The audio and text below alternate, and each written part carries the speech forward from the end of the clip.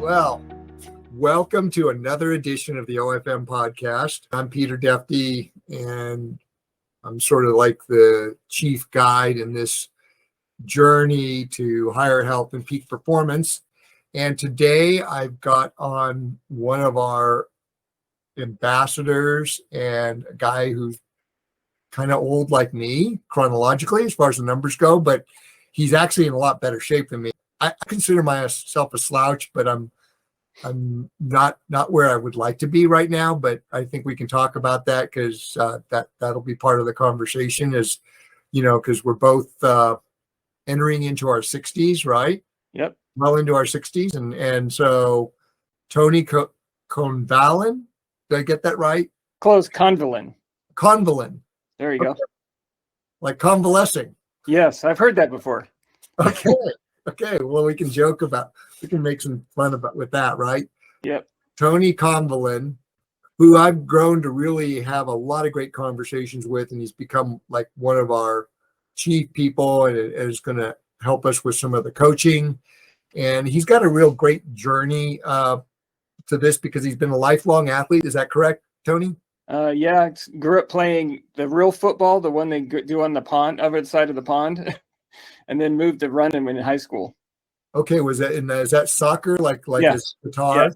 I grew up playing soccer and baseball, and then got to high school, and they canceled it the year I started, and so I refused to take PE, so all that was left was cross country. Oh, okay, so that's where you found running.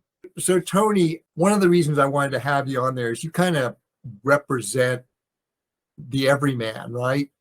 And yet you're still doing it, and you're still racing and living at a high level. Tell us a little bit about yourself, the whole picture, because people sometimes they can't relate to Jeff Browning because Jeff Browning's Jeff Browning, or Nick Curry, or some of these people who are winning these big races and setting records. I wanted to bring you on because I think you can really help people relate to this so that they can get started on their journey.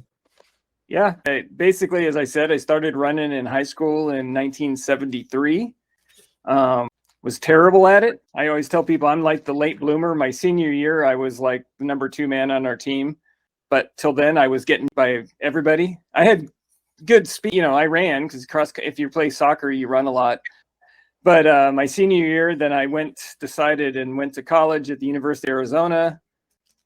Big mistake. I should have picked a smaller school, but it was local.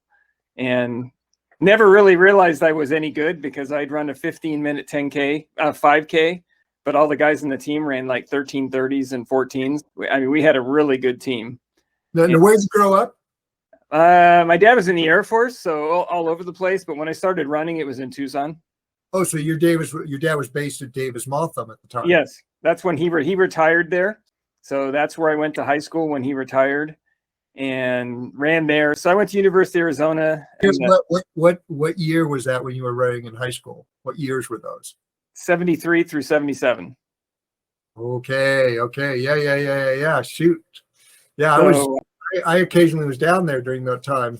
Yeah, so I went to University of Arizona and Tom Hunt, which some people know if you're back in the days of the Hamul Toads. I rented my room from my place we stayed at from Ed Mendoza, Olympian who ran for the University of Arizona and ran the Olympics and the marathon, and knew Don Janicki and all those guys. Really fast guys. I mean, you could go to a local 10K and you could run 30 minutes, and barely make top 10. Wow. Yeah, no, I was running in Arizona a couple of years ago on that, river loop, those river stuff, and I was like, oh, wow, there's a lot of really fast looking African dudes out here. Yeah, I ran in college the year the Africans were really big. We had a couple. I've run with Henry Rono. I mean, I'm not in the same race. I didn't run with him. He was ahead, but he was going to Washington State when I went to University of Arizona. I always tell people I can have the distinction of being lapped in a 5K by the world record holder in the 10K. I still ran like probably 15:30 and got lapped, but that's life. So I ran, and then so folks, I mean, if you can't relate to Tony, you can't relate, right? So I laughed today because I told everyone, and I remember telling people over the years that, well, you know what, I can't beat you now. I'm just going to outlast you. And so that seems to be where I'm at. So. Oh, so that sort of is part of the journey towards endurance sports. Yeah, just I'm going to outlast them in distance and outlast them and keep running, right? So a lot of guys are not running anymore, just for various reasons. Some are. And so after college, well, I dropped out of college in 1980. It just wasn't working for me. And I went up to Seattle, and the goal was to run, but I started riding bikes. And I raced on the velodrome up there. Oh, so you fell in love with bike racing? Yeah, and so I've ridden. All kids ride, right? And I rode in high school a little bit, but nothing competitive. But I started doing both running and riding, and got into riding more and rode on the velodrome. Came back to Tucson, ran a little, but started riding a whole lot. Got up to a Cat 2 riding bikes. I think in 85, I was second in the state time trial and the fourth in the road race. I got teamed up on, so you can't win. Bike racing is an interesting sport because if you're all equal and someone's got a team, you're not going to win. And yeah, especially if they have a good team. Yeah, it was a good team, and we were in a break. I mean, I think our stat year we did like 110 miles in under in 350 or something, and it's fine. I got in a sprint. I'm not a sprinter. I'm like the stereotypical endurance guy. If I got a sprint, it's for a mile.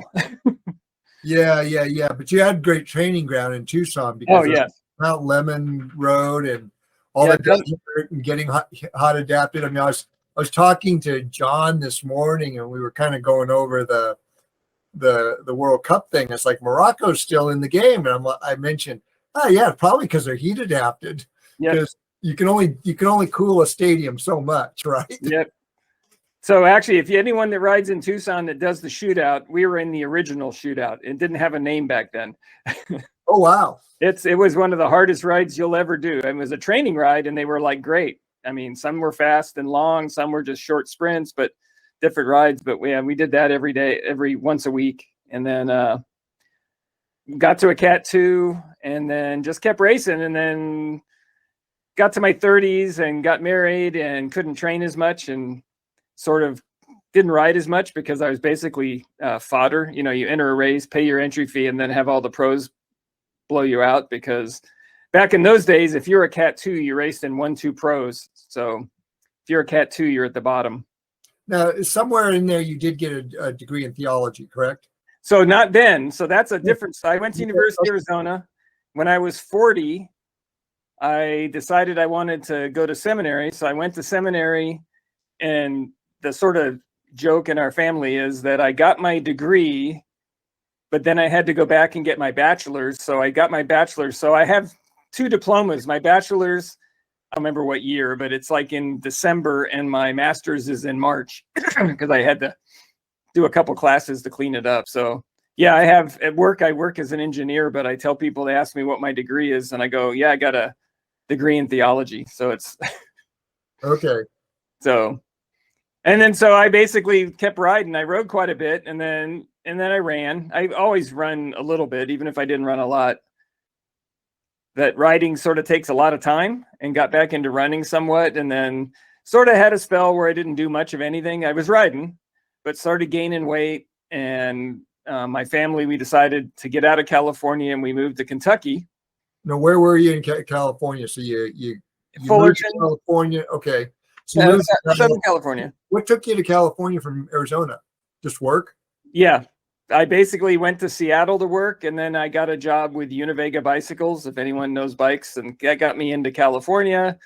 And then another guy hired me to run his bike shops. And then I had a guy that said he knew me at our church, and he wanted who was good with their hands, but didn't know a thing about composite fiber, carbon fiber. So he could teach you from the ground up. Yep. I worked in the back room in the tooling department, learned how to mill stuff and worked with some old timers. And so I was the perfect guy because I didn't know a thing about composites. And so that's how I got into composites like 30 years ago. So what was the problem there? Was it just people's egos? Is that No, why it's in somebody who didn't know? most schools teach you the theory, but they actually teach you how to do things with your hands, right? So you can draw it, you can think about it, but carbon fiber has to go down on the tool in a certain way, and it doesn't bend around corners like you can do in a drawing. And so what can design cannot always be made just by physical things. And so the guy I worked for wanted that could work on the floor and teach people how to do stuff that knew how it was actually done, not just theories behind it. Right. So I learned that stuff. I mean, and so I'm a manufacturing engineer, more like I take drawings from customers and figure out how to meet their requirements and the process for making them. So you've got a full-time high impact profession as a manufacturing engineer. Yeah, so right now I work 2 to 3 months of the year in Kentucky remotely. So I do a little more paperwork things or customer interactions, not so much hands-on. And then like right now I'm in California, I go for a month at a time, and I'm pretty much more hands-on or taking care of stuff that I can do when I'm there based on just the experience I have. Okay. And, I'm kind of a gearhead, so I'm curious. I'm a little bit curious, and I think it's things that the audience should be aware of, because this is all cool stuff. Are you doing a lot of defense work in your company? Not a lot. I work on any of the ones that are defense. Our company does. We build some stuff for a few jets and some engines for GE. Mostly we build, I guess I did best is non-movable composite fiber parts for engines like cowlings and stators. And if you know what engines are, those are the compressor pieces. Right. You guys actually make the stators for the GE engines? We make one of them, or we did. I'm not sure if we're making them right now. It goes back and forth because they're always bidding on dollars. But we built some for one of the GE engines. We do a lot of APU ducts and some ducting. Okay.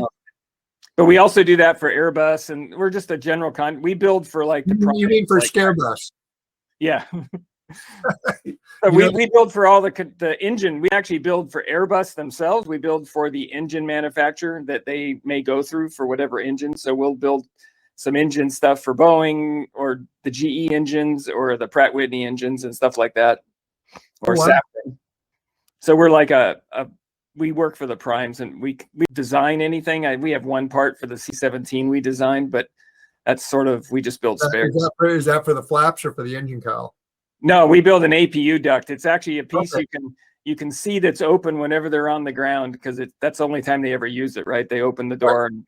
They open the doors, turn the APU on. Yeah, so that's our part. We helped design. Actually, it was designed when I started. I've been with this company for 25 years, and I think that was my first program. It had been designed, so I worked on that on the floor. So then I moved to Kentucky. A duct, is that like an inlet duct or an exhaust duct? Inlet. So it sucks air into the channeling the air in for the APU, which is which for folks, if you know that it's a small turbine, just like the engine on an airplane that powers a generator and hydraulic systems so that they can kind of operate the airplane during the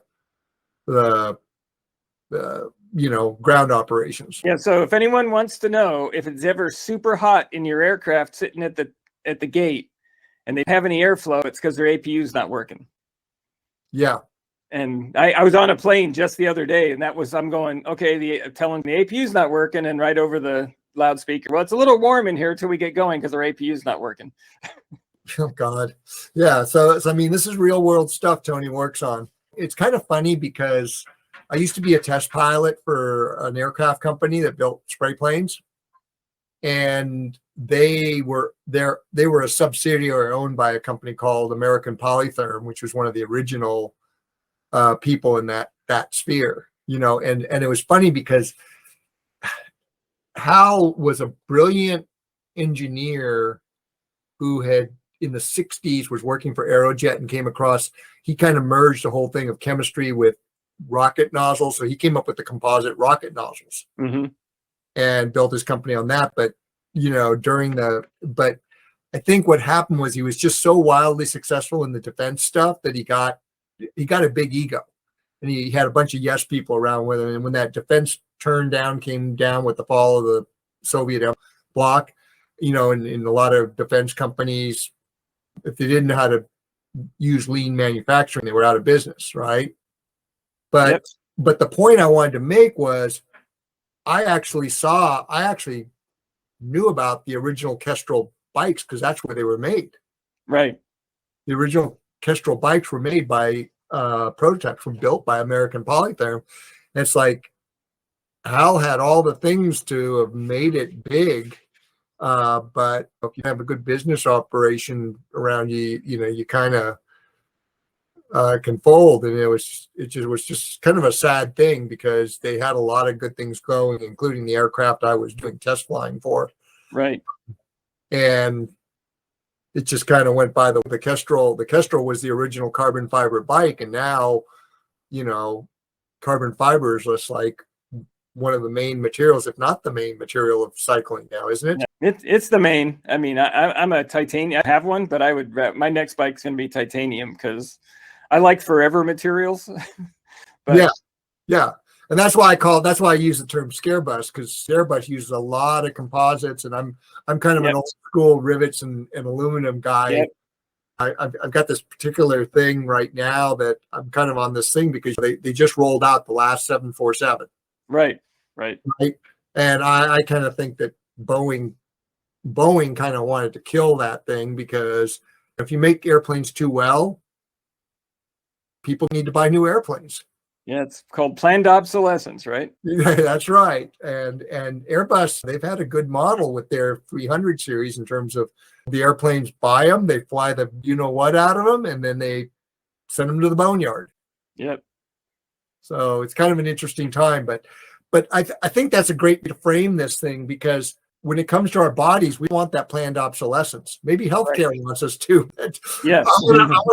I want to be that 707 KC-135 or B-52 or 747 or DC-8 that, as long as you maintain it right and fly it right, it can keep going well into the future. So there's a good way we can frame that gearhead. So here's a good example. So in California, I leave my bike here, and for one of my bikes, and my bike I ride here is a 1989 Medici that has almost all original, different tires and chain, but almost all original 1989 or older components. Campanello? No, I got a mix because I was sponsored a little bit because I worked for Vega. I have some Shimano. But I do have like the original Campy click shift chorus rear derailleur with the click shifters on the brake levers, but I ride that with Scott drop-in bars, which anyone that knows bike riding back then, they were these bars that have this weird curly piece underneath for aero that Greg LeMond rode. But I ride that bike here. I mean, up to 100. Is that an aluminum or a chromoly bike? It's prestige tubing, so it's the Japanese sort of Reynolds tubing of that day. So it's aluminum. No, it's steel. Oh, so it's a chromoly steel. Chromoly.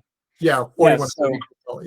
So I ride that. I rode a 200 miler back in March that they have up near Solvang on that bike, and I actually still have if you know gearing, it's a 7-speed 1224, so it's a really small block, and I have a 39-53 at the front, and everyone's laughing because everyone's got their new bikes with this ultra high gearing so they can get up hills, and I'm just like standing up going up these big hills because that's how we used to race. I mean, no one had you might have a 26 if you're in the Tour de France back then, but no one rode anything bigger than a 23 or a 24. The gearing was really close because you had only 7 speeds. You couldn't have a huge gap. Okay. But that bike still goes. I've had it repainted once, and other than that, nothing else has changed. Okay. Well, and like I said, what we're here to talk about is exactly that. I mean, right. This idea of planned obsolescence, let's throw that out of the window, folks. Yep. Let's discuss, how things have went with you in terms of lifestyle, diet. You're trying to stay active, raise a family, work. Yes. So when I got to Kentucky, I sort of didn't really know much around there. I wasn't riding much just because I'm working a lot. And what was the motivation to move to Kentucky? Just California was the motivation. California was my motivation to move to Kentucky.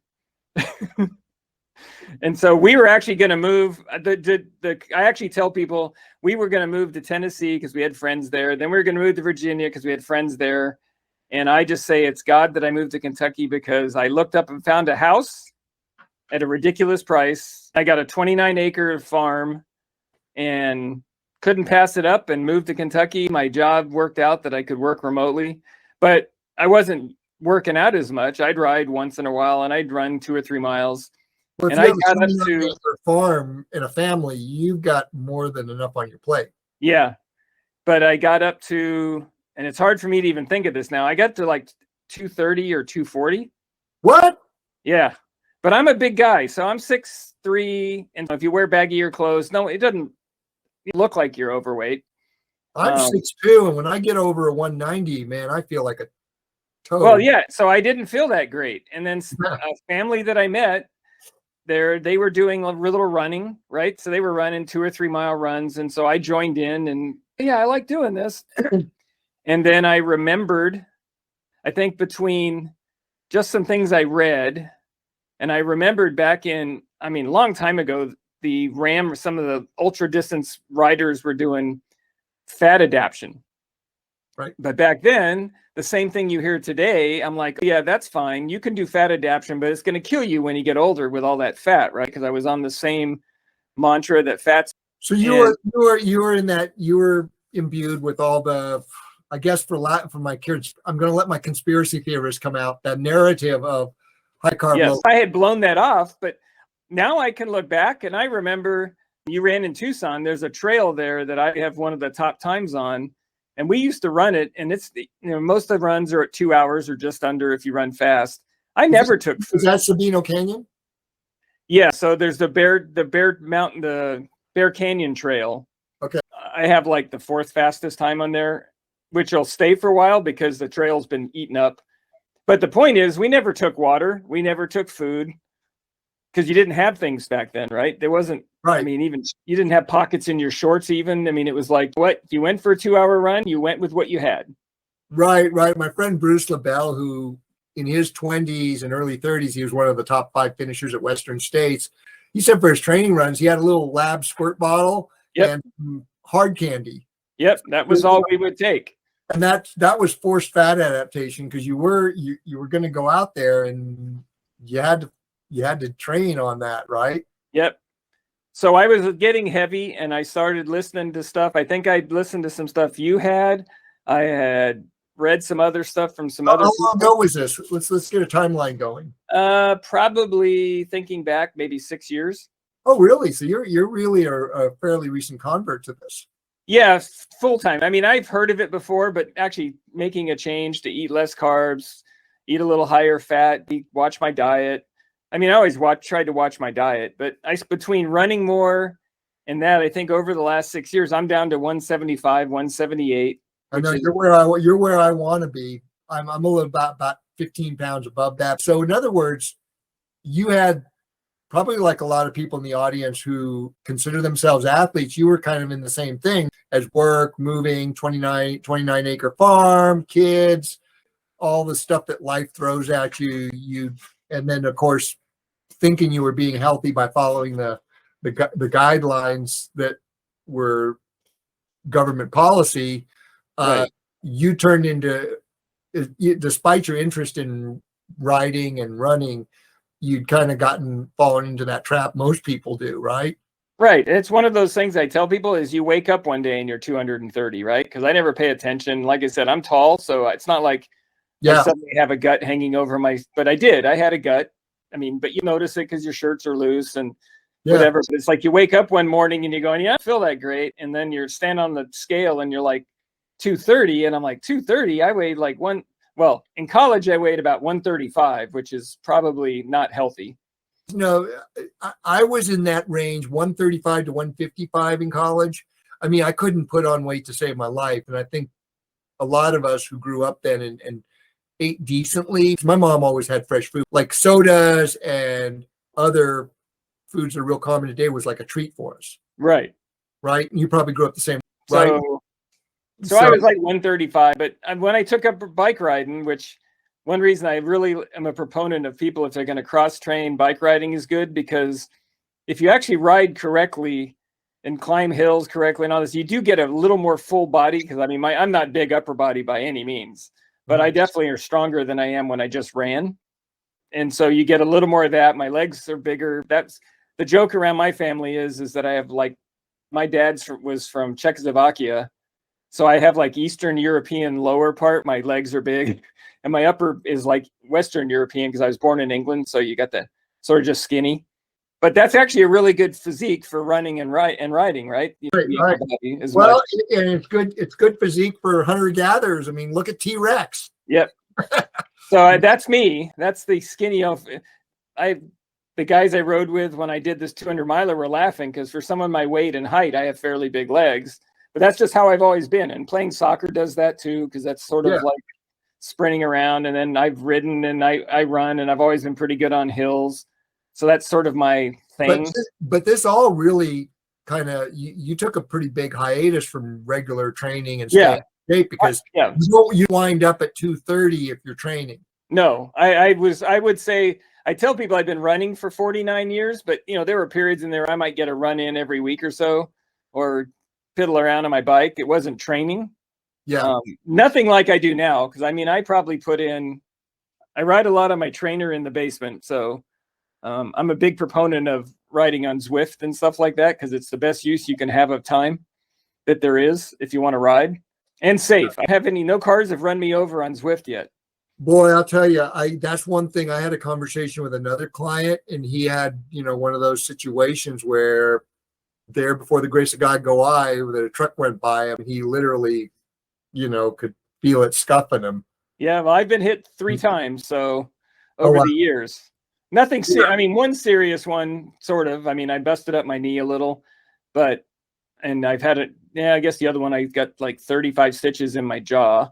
No, today I'm not even worried about the truck so much. If I was a cyclist, I'd get just people on their cell phones and the people drive today. I think this goes back to a theory I've been playing with about how we've so ensconced ourselves in the man-made construct, and it goes for cars. I mean, cars today, you're cocooned in the darn thing. You have no idea you're going 70 miles an hour and you have to be paying attention to what you're doing. You're trying to grab a text or get the sound to work right or make sure the cup holders or whatever. I mean, it's like growing up riding motorcycles and running heavy equipment and driving big rigs. You had to pay attention. Yep. Yeah, I tell people they realize they're driving a gun. It's as dangerous as any weapon. Technology. Yeah. I mean, they realize how dangerous I've had people, they think they're being cute because some rider did something probably stupid.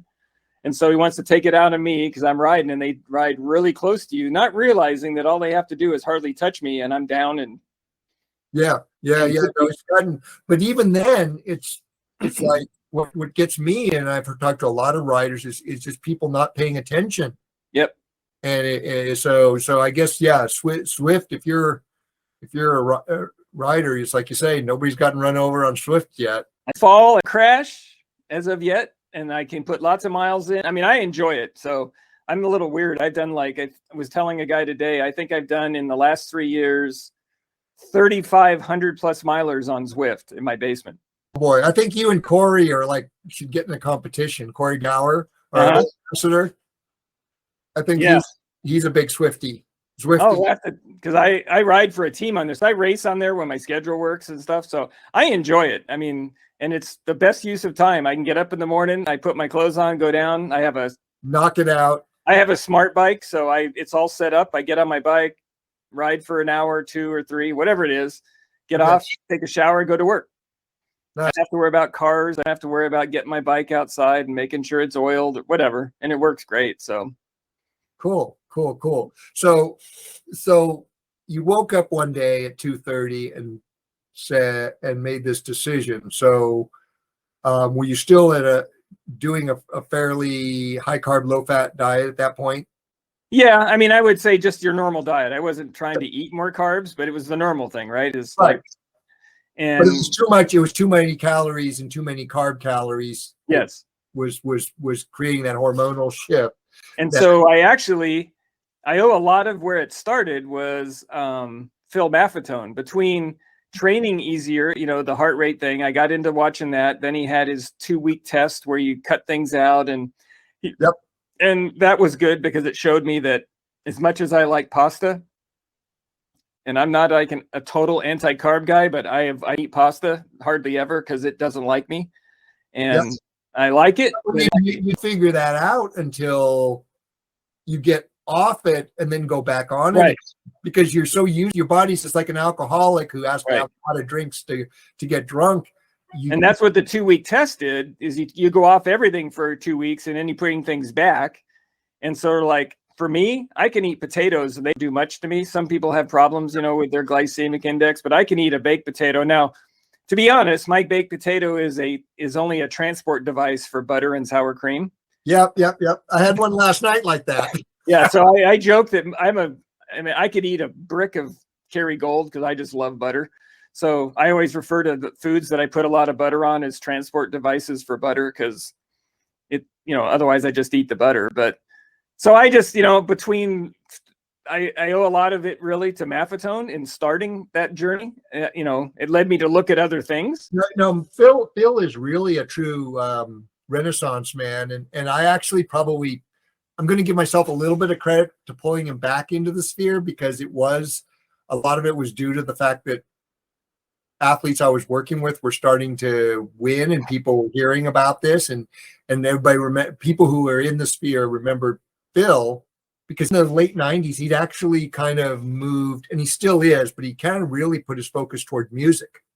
Right. Yep. Yeah, he's got a website for music and everything. Yeah. No, and I've talked to him about this, and he's really a Renaissance man, and so once we started to see these big things in 2012, 14, he kind of got pulled back into the sphere, because people remembered him from his days in the 80s and 90s when he was coaching Mark Allen and Stu Middleman and right, all these other guys, and like I said, the guy's a true Renaissance man because he's brilliant. Yeah. So he brought me into that, and then it got me looking at other places. So I looked at stuff that you had, and then other guys that were doing fat adaptation. And I'm like, I feel better when I do this.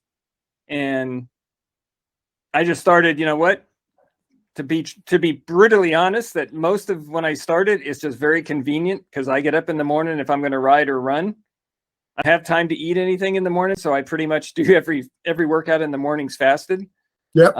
If I do a super long run, I have I call it my modified bulletproof coffee. It's sort of a bulletproof coffee it's got the butter, but I put collagen and an egg and some coconut oil, just make it like a meal. Yeah, that's a meal. Yeah, but it's good for me. Yeah, it satiates some hunger early, because I don't know if you've ever gone on a 100-mile bike ride or something super long and you start hungry, even though you may not really be hungry, just feeling that doesn't. So I get going in the morning, but in the morning, most of my workouts in the morning are just a cup of coffee with a little bit of cream for taste, and then I ride. Wow.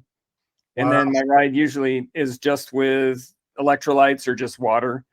And that's just convenient. I mean, truthfully, I'm not even thinking about whether I'm riding fasted. It just works and it's easy.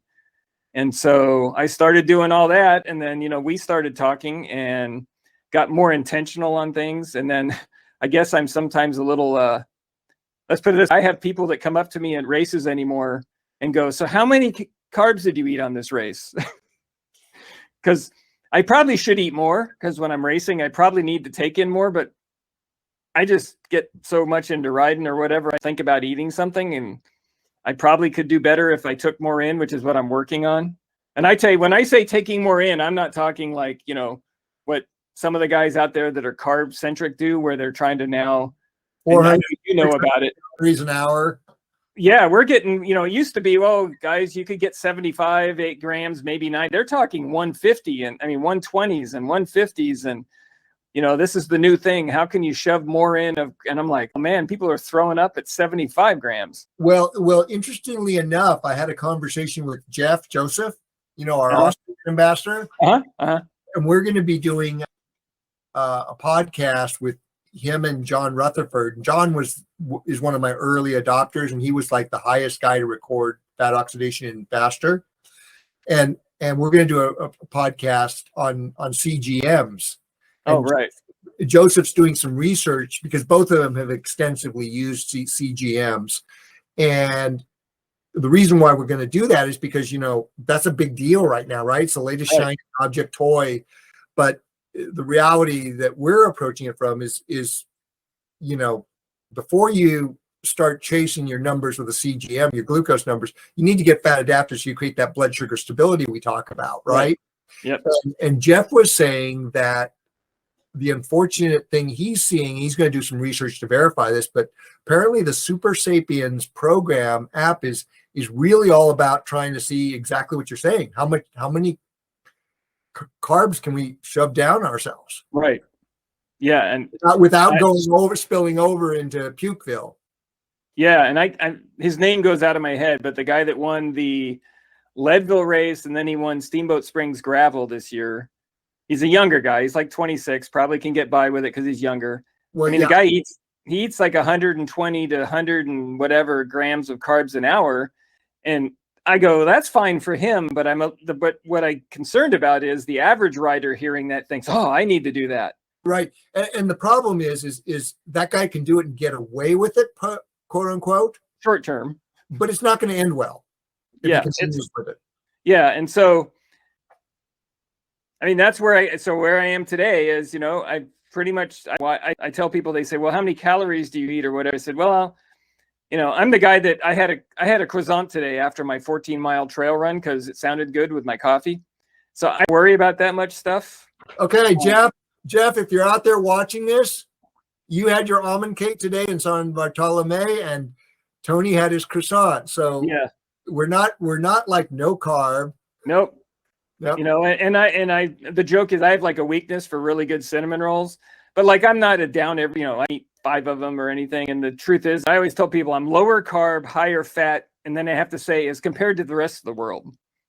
Yeah, it's not keto because the fat macro never goes up to 70 or 80%, right? I mean, you really got to work at that when you're on OFM, and you fluctuate between balancing out your carbs and your fat. Yeah, I probably have days where I probably took in 400 grams of carbs. Now, the truth is that's still low compared to the average American and the average diet and the average athlete. I mean, well, yeah, and that's the days you're doing that. You're doing maybe an all-day ride. Yeah. And maybe 80 or 90% of the external calories you took in are carb calories, right? Right. But compared to what you produced in energy, it's probably down there around 20%.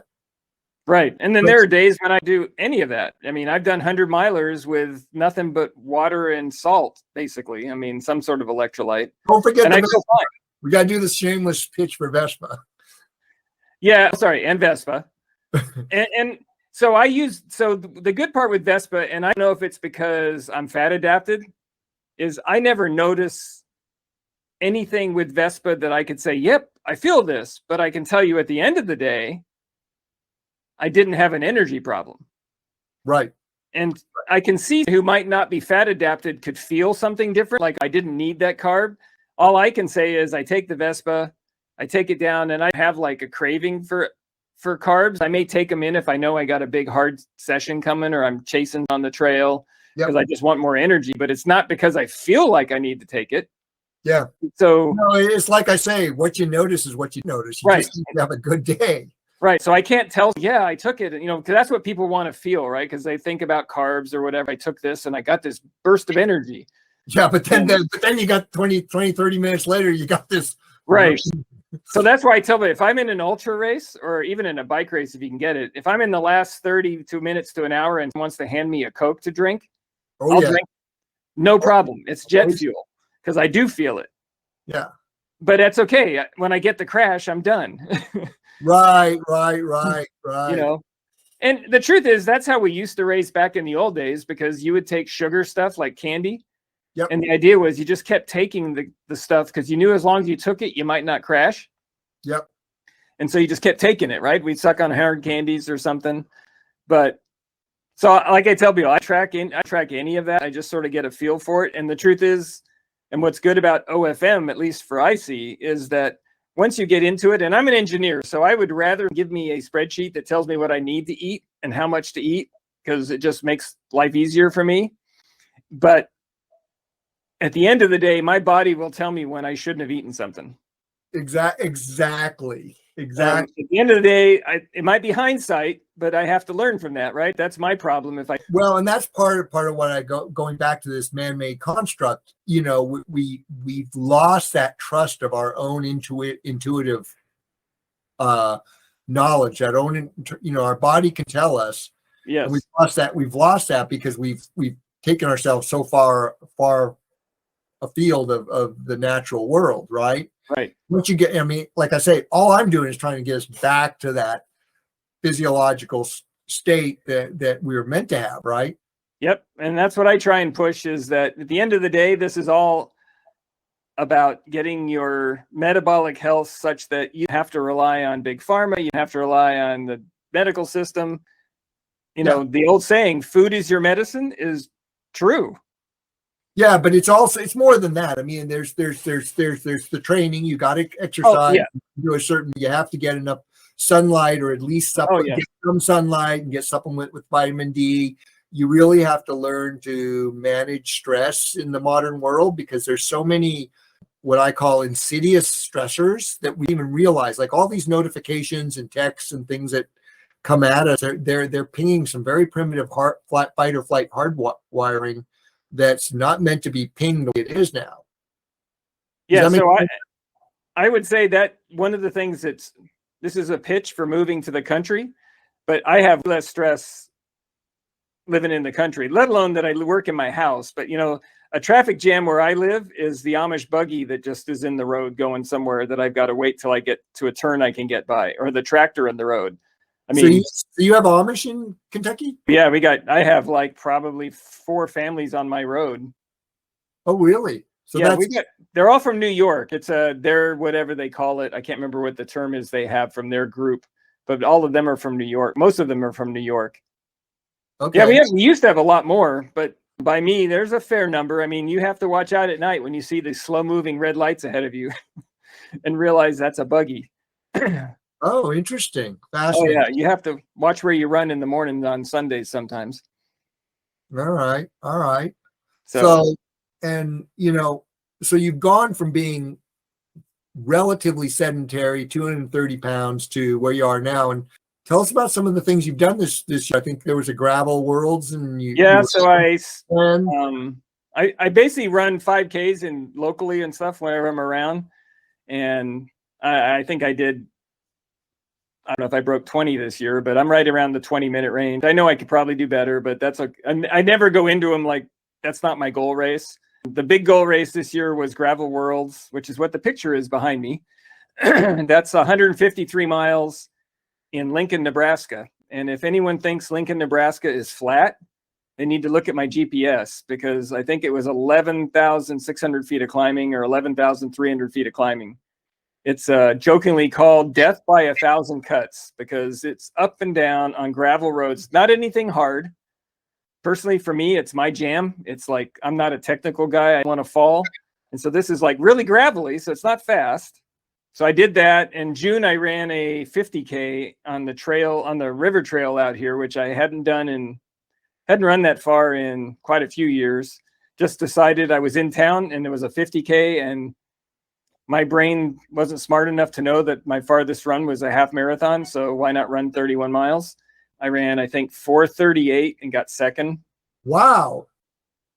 So the first half I ran at about 7:45, 7:50 pace. And then my legs rebelled and said, you haven't run this far before in a while. And plus it's dead flat. You hate that feeling when the legs start telling you're not supposed to be doing this. You've exceeded the length limit.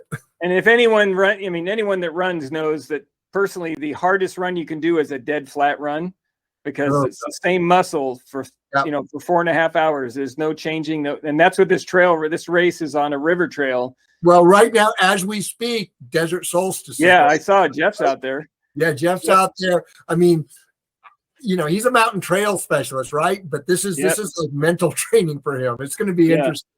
It'll be muscle-wise, it'll be interesting, because I've done a 10-hour on a horse track that was a half-mile loop once, and I did like 55 miles. Okay. And that was quite a while ago, and that was pretty hard on my legs. I mean, because it's flat. Yeah, you better have real good biomechanics and efficiency. Yeah. Otherwise, it's gonna catch up to you. And then I did a few other gravel races this year, and then I did a 5K trail race just the other day, which was actually pretty happy. I got like 6th overall. I have fun because I'm 63, so I have all these kids out there racing, so it's it's always fun to get done. And I get, whatever. It's like a guy came up to me and says, well, it's always good to know there's a 60-year-old to chase, so there's hope for me. Yeah. And that's what I try and tell people. This is exactly the reason I wanted to have you on, because here you are. I didn't know the backstory about you'd gotten to 230 pounds and decided to get back in shape, and fortunately got yourself in the right track with it, with fat adaptation and then finding OFM. And I think the thing is like, it's not keto. Like where you are right now, since you've built your metabolic capacity up to the point you have, it's like, if whether it's for strategic carb use or social things, if you want or need to have carbs or not eat at all, you can. Right. Yep. And so that's the good part, and I feel healthier. And again, my body rebels when I eat right. If I'm stupid, I listen to my body and I do it again. And that's the, human nature.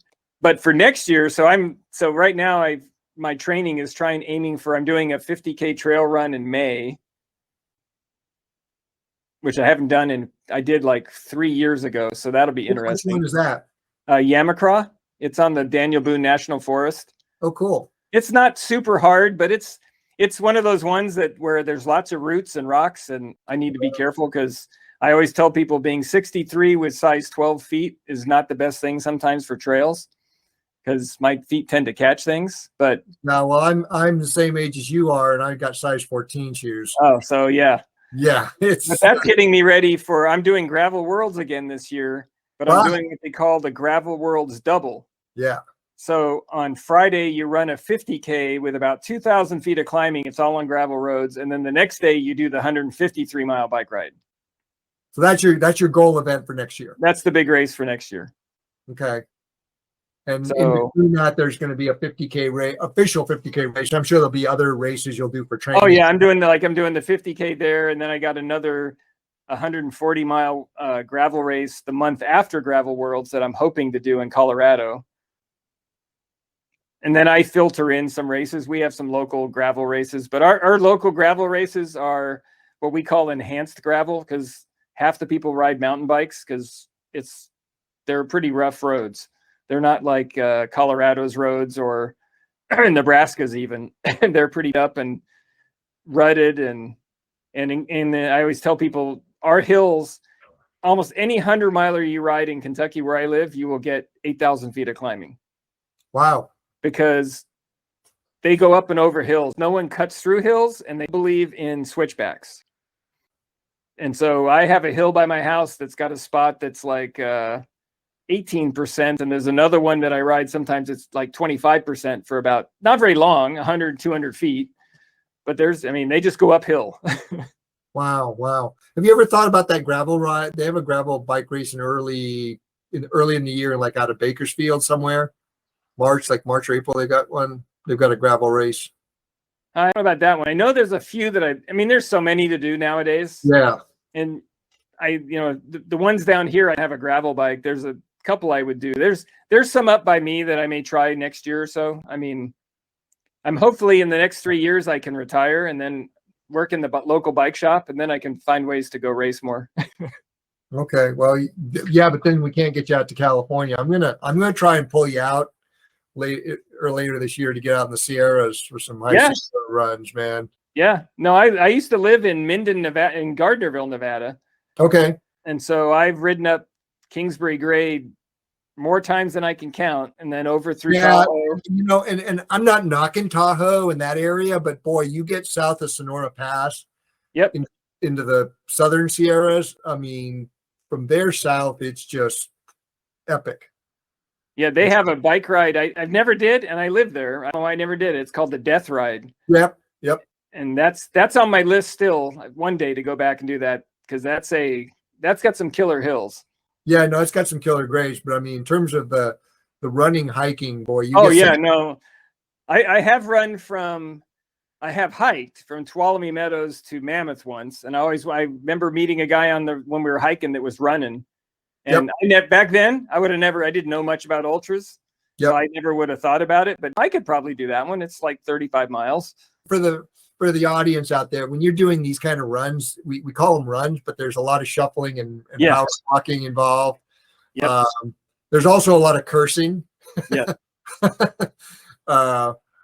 But it's all good, you know. Well, super. And so now that you're kind of really into the whole OFM lifestyle, do you ever think about it anymore?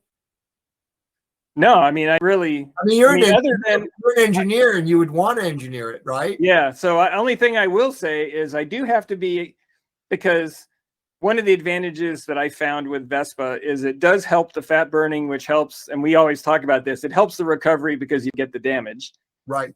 But because of the way I do things, I come in and I just go run. I'm always forgetting to take it. I have to figure out how to put it somewhere so I can remember, because as much as Vespa helps, the fat adaptation's still there, whether I forget, even if I forget it.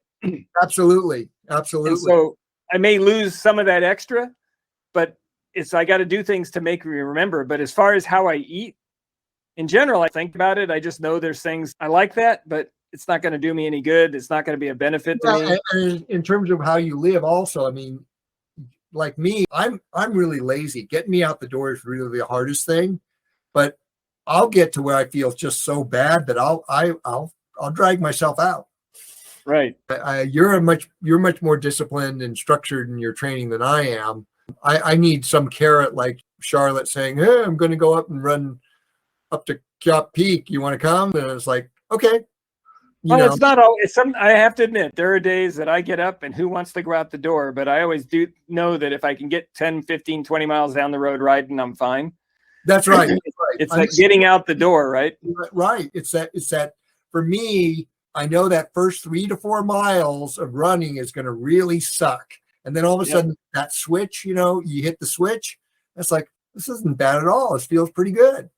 Right. And so that's the hard, and that's, what, for anyone out there, that's going to be, it's not to force yourself if you're sick or if you're injured. It's just that day you feel like, I don't really want to do this. Just do it, because you'll feel better once you start doing it. Yeah, you got to use your human brain to realize, okay, I know I'll feel better if I do this, right, even though I really want to do it right now in the moment. Right. And I would think it's easier for people, especially if you've got people you can run with or ride with, because then there's sort of that impetus that, well, I can't let down the guy I got to meet. But I have that because I have friends where I live, but they all live 40 miles away and no one lives close. So I pretty much run and ride by myself. And it would be easier if I had to meet. So that's one of my biggest things. If you have near you, make a plan to go run with them, because it makes it way easier to get out the door. Right. Yeah, if you have somebody to run with, it's or ride with, it really does. It really does. Because with life the way it is, there's always something to do, and you never have enough time to get some downtime. Yeah. So. And the other one I give is a word of wisdom over all these years. If you can get your workout in the morning, do it in the morning. Because it's always harder to do it later in the day, because something will come up. The problem I have, though, Tony, is I always do my best my day work, in the morning, right? So if I go do a workout, I want to shower, get cleaned up, eat a little something, and then take a nap. And then I wake up, feel really good. So it does make your makeup, right? What's that? It does depend how your makeup is, but I know for me, if I do it in the morning, it's really hard to get done in the afternoon. Oh, no, I get you. I mean, there's times where 3, 4 o'clock rolls around. The last thing I want to do is go out the door, but I've gotten to where I know that, okay, if I plan to do a workout, I need to get out because I will feel better because I did that. Right. The reason I feel bad is because I need to be doing this. Right. And that's the advantage with Zwift, because I do know that I can get on there and I know I'll feel better. I can't use the weather as an excuse, right? So where I live, the weather, they always say in Kentucky, if you like the weather, wait 5 minutes. So Kentucky's got psycho weather like Texas. Oh yeah, we have really wacky weather. See, this is why I remain in California, because despite the high cost of living, the wacky politics and cultural stuff, the homelessness, everybody's complains on and on about California. I mean, my gosh, we have the best weather and some of the best running for me. I mean, I like trail runs, so I like to go to the coast or go to the mountains, and that's my carrot. And that, getting it like that's the thing. When I do my runs out on the trail, I do my best thinking. I just wish I could capture it. It's sort of like So it's. I don't know if you know. There's a guy named Jonathan Edwards. He's from back in the 1700s. He's a Christian guy that used to write. He used to ride on a horse going places, and he would take like little pieces of paper and he'd think of something and then pin it to his jacket. Yep. Anything pop up, he'd write it on a piece of paper, pin it to his jacket, and keep riding, do the same thing over and over. Yeah, I need to figure out a way to do that.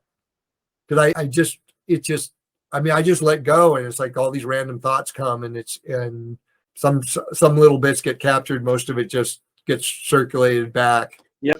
So, I have that. That tends to be me.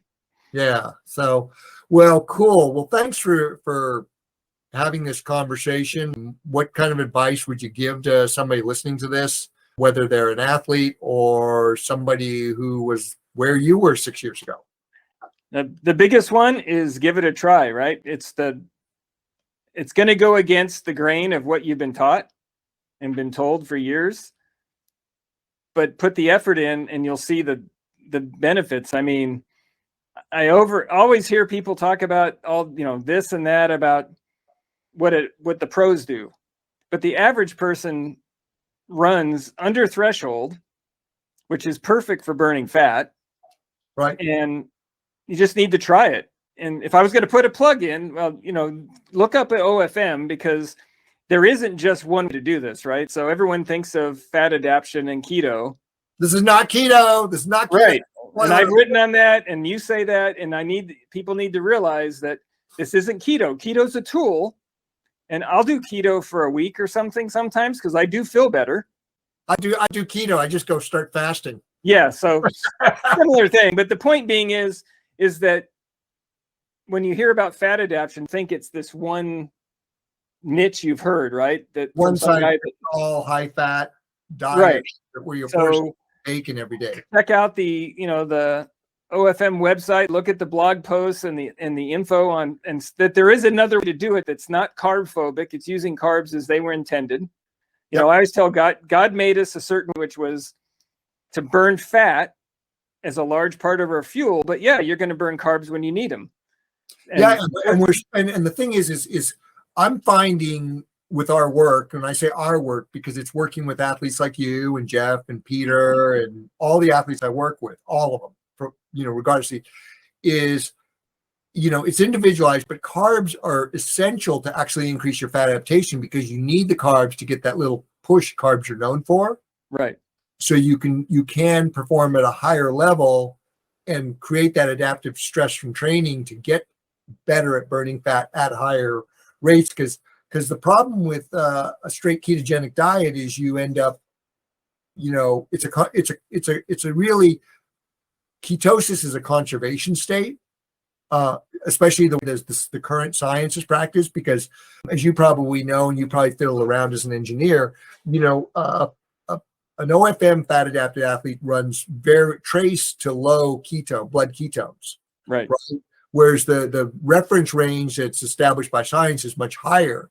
And I think that's because you're producing the ketones probably as much, if not more, but you're also burning them because you have that metabolic capacity to do so.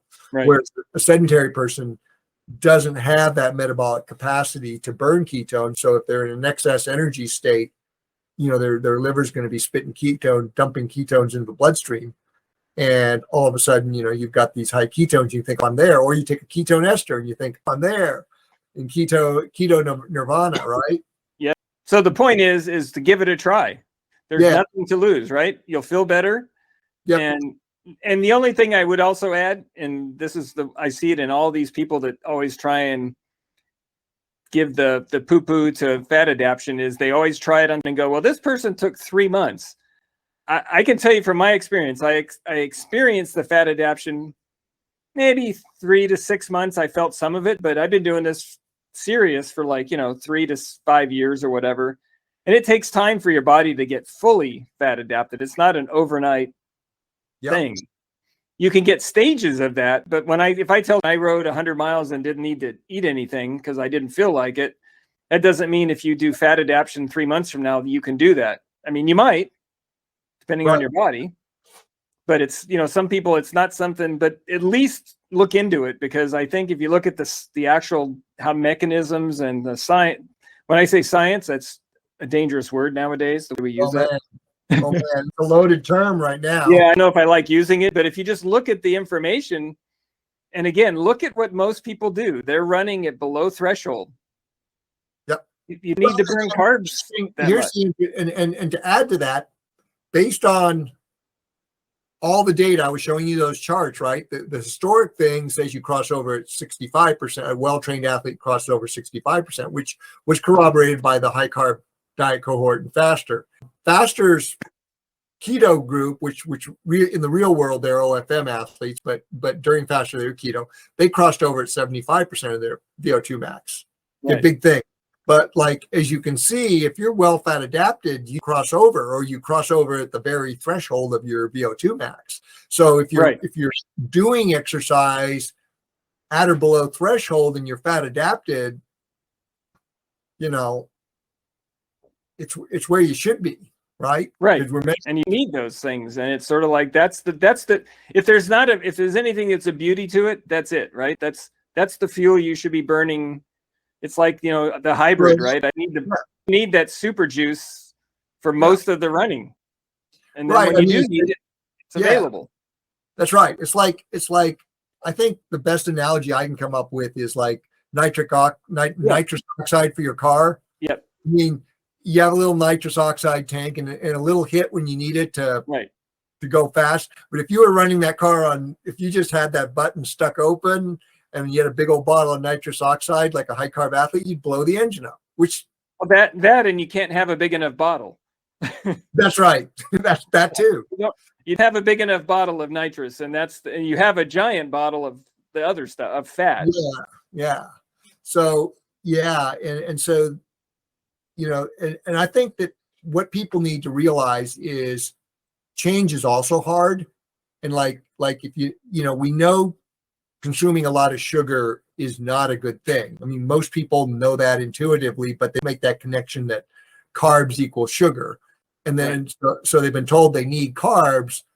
They just haven't been told that your body sees that as sugar, right? Right. Yep. And they see the pathways of the oxidative stress, the glycation, the lactate load, and how that all of a sudden causes that downward cascade of challenges the body has to get through. And the body's very resilient and can do that, but you pay a price, and over time that price grows in terms of all kinds of things. Whereas when you're burning fat, you're not only burning fat, but you're metabolizing fat, which is critical for your cell walls, for your mitochondria. I mean, it's kind of funny because even Hammer Nutrition has a guy on board with this stuff now, and he's been posting blogs about getting back to that state. So it's no longer as heretical as it was. You're a theologian, but I mean, back when I started this, and I had my mini epiphanies between 2000 and 2010 about what was going on leading up to developing the OFM program as part of supporting VESPA athletes. It was literally heresy. I mean, what I was saying was just heresy. Yep. What people say, woe is me, but I want them to understand that sometimes that thing that shocks you may be actually the truth coming out, right?